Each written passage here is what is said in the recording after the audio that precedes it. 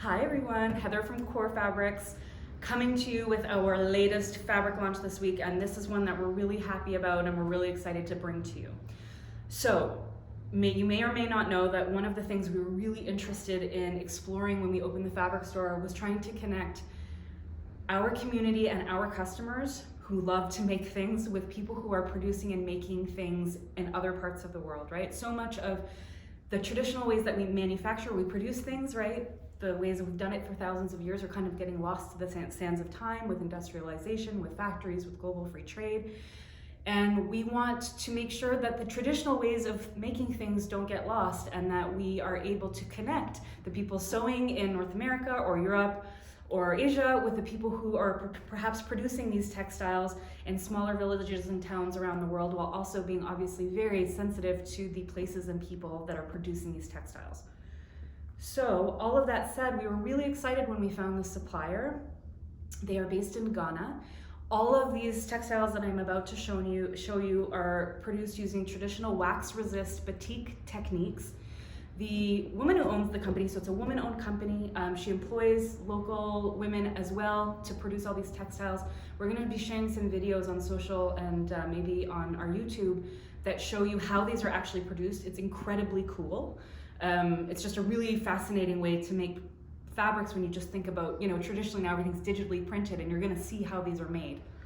And then kind of coincidentally, one of our employees, Ama, our community manager, her family's actually from Ghana. Her father happened to be in Ghana when we were coordinating with the supplier, and he actually went and checked out the facility. So it was really cool that we had this kind of more personal connection, and Ama was involved in helping us pick out the prints and colors.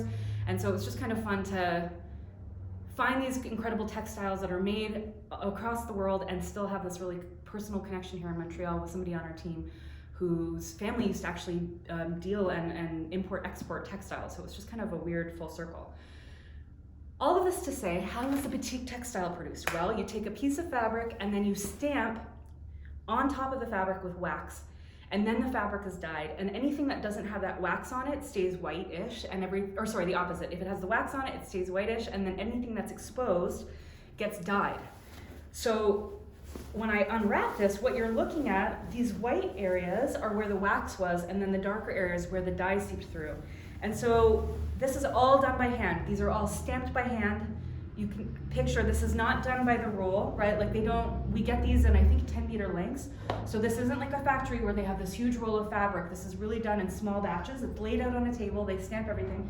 Everything is hand dyed, and then the wax is removed by hand, and then everything is pressed. Everything is done by hand. And I just can't stress enough, like, these ways of doing things are dying, right? Because it's not necessarily efficient, it's more expensive to produce, particularly the people we're working with, they pay their employees fairly, and we are gonna lose this. This is a way that we've produced clothes for thousands of years, and we are gonna lose this if we don't support the people who are still doing this. So it's a really big part of our mission, so I'm sorry if I keep emphasizing that, but for us, it's really important that it's not just the craft we produce at home, but we're also elevating and supporting the craft that is done around the world. So we have this lovely textile and this kind of geometric print and this beautiful indigo. We also have this print, which kind of all reminded us of Keith Haring, if you know the Keith Haring artist from the 80s. This kind of squiggle was a motif that he used a lot, and this is a deep green. Again, all hand stamped. And you can see the fabric's quite crisp. I believe it's cotton, so it'll soften up substantially as you wear it. But I would say if the kind of closest I can think of in terms of what this is actually printed on is like a cotton broadcloth. So something maybe like a quilting cotton. So it's a little bit stiff, it's gonna have a little bit of structure. So if you wouldn't wanna make this for anything that required a lot of drape, but anything that you wanted a little bit of structure or anything that needed to be crisp, like a shirt dress, skirt, pants. We keep talking about how awesome a pair of pants in this would be, or even a jacket, like a tailored or untailored would I think work really well. So structured or unstructured. Dress, I don't know, there's tons of stuff you could do. A pair of shorts, skirt, you name it. Here we've got another print. So this is, I'm not sure if this is a stamp or if they maybe like do a little swirl technique with the wax, but it's this beautiful kind of swirl on this deep kind of ox blood red background. This is also a favorite. So it's this kind of abstract dot print. I'm gonna bring it a little bit closer on a kind of turquoise field. Like, I'm just gonna hold this up to me so you can kind of see, as a pair of pants, come on, these are showstoppers. So cool. Love, love, love. Here we have another print. So this looks like, I don't know, like a little footprint or something, like a little hoof print. Very cute. And again, this is another deeper blue, maybe more of a kind of purpley blue. Actually, wrong side, right side. So this is the right side of this. So pretty. And then last but not least, we have, this is a bit of a like a geometric, kind of a rustic geometric print, black and white. Here's the right side of this. And again, like show-stopping, absolute show-stopping print.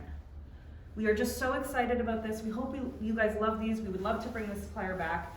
And again, working closely with people like this around the world just ensures that all of the beautiful ways that we have over time figured out how to make textiles continue, and that we're not necessarily just getting stuff from factories all the time, but also small batch artisans that are still making things the old-fashioned way, completely by hand. So we hope you love these.